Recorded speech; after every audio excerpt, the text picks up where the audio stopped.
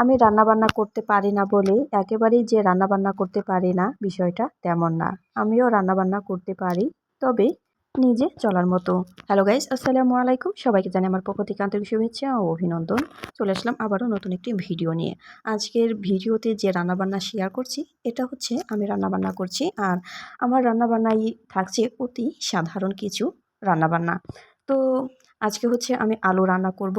অনেক দিন ধরে হচ্ছে আমার আলু ঘন্ট খেতে ইচ্ছা করছিল। তাই হচ্ছে আলু চুলাতে বসিয়ে দিলাম, সাথে পেঁয়াজ রসুন দিয়ে সাথে আলু ভর্তা করব, তাই আলু সেদ্ধ করতে বসিয়ে দিয়েছি।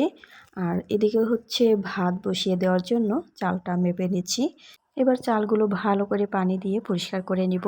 আর আমি আসলে রান্নাবান্না তেমন একটা পারি না, যেটা পারি নিজে চলার মতো করে। রান্নাবান্না তেমন পারি না বলে রান্নাবান্না করি না। আর সবথেকে বড় কথা হচ্ছে আমার রান্না করতে ইচ্ছাই করে না। তো এদিকে হচ্ছে আলু সেদ্ধ হয়ে গিয়েছে। এবার আলু নামিয়ে নিয়ে ভাতটা বসিয়ে দিব। তো এবার হচ্ছে ঢাকনা দিয়ে ঢেকে দিব। আর এদিকে যে আলু ঘন্ট করার জন্য আলু বসিয়ে দিয়েছিলাম, এটা সেদ্ধ হয়েছে কি না একটু চেক করে নিচ্ছি। তো আরেকটু সেদ্ধ হবে।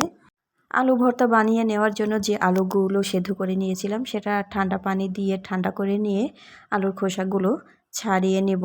তো আলুর খোসাগুলো হচ্ছে আমি ছাড়িয়ে নিচ্ছি। আর এই আলু দিয়ে শুধু ভর্তা তৈরি করব না, কিছু আলুর চপও তৈরি করব। আর আজকের আলুর চপটা হচ্ছে আমার আপু বানাবে। আমিও আলুর চপ বানাতে পারি, তবে আপু বানাবে আজকের চপটা। তো আলুর খোসাগুলো ছাড়িয়ে নিয়েছি। আর এদিকে ভাতটা হয়েছে কি না সেটা চেক করে নিচ্ছি। তো ভাতটা হয়ে গিয়েছে, ভাতের মারটা হচ্ছে অফ ক্যামেরায় গেলে নিয়েছি। আর এদিকে আলু সেদ্ধ হয়ে গিয়েছে। তো আলুর ভিতরে এক এক করে হলুদের গুঁড়া, মরিচের গুঁড়া, ধনিয়ার গুঁড়া, স্বাদ মতো লবণ দিয়ে আলুগুলো ভালো করে ঘুটে নিচ্ছি। এবার পানি দিয়ে দিচ্ছি। আর আলু ঘন্ট আমার কাছে পাতলা করে খেতে খুবই ভালো লাগে, তাই আলু ঘন্টটা আমি একটু পাতলা করে নিয়েছি। তো আলু ঘন্টটা জ্বালিয়ে নেওয়া হয়ে গিয়েছে, এবার তেলে দিতে হবে। তো কিছু ফোড়নে শুকনো মরিচ দিয়ে দিলাম, আর দিয়ে দিচ্ছি কিছু কালো জিরা। তো ভেজে নিয়ে এবার আলু ঘন্টটা তেলের মধ্যে ছেড়ে দিয়ে 1 মিনিটের মতো জ্বালিয়ে আলু ঘন্টটা নামিয়ে নিব। আর এখানে যে আলু ঘন্ট করেছি, আজকের আলু ঘন্টতে কোনো ধরনের কাঁচামরিচ ব্যবহার করি নাই, কারণ বাসায় কাঁচামরিচ ছিল না। এটা আমি শুকনো মরিচ দিয়ে তৈরি করেছি। আর এখানে আলু ভর্তাটাও তৈরি করে নিয়েছি। আর আপু হচ্ছে আলু দিয়ে আলুর চপ ভেজে নিচ্ছে। আলুর চপ খেতে আমার কাছে অনেক ভালো লাগে, তবে আজকের চপটা হচ্ছে এমনি খাওয়ার জন্য ভেজে নিচ্ছে না, ভাত দিয়ে খাওয়ার জন্য ভেজে নিচ্ছে।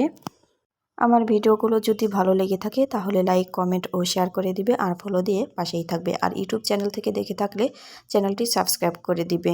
তো আজকের রান্নাবান্না শেষ হয়ে গিয়েছে। তো এখানে আছে আলু ঘন্ট, আলু ভর্তা আর আলুর চপ। তো আজকের মতো এখান থেকে বিদায় নিচ্ছি। সবাই ভালো থাকবে, সুস্থ থাকবে। আল্লাহ হাফেজ।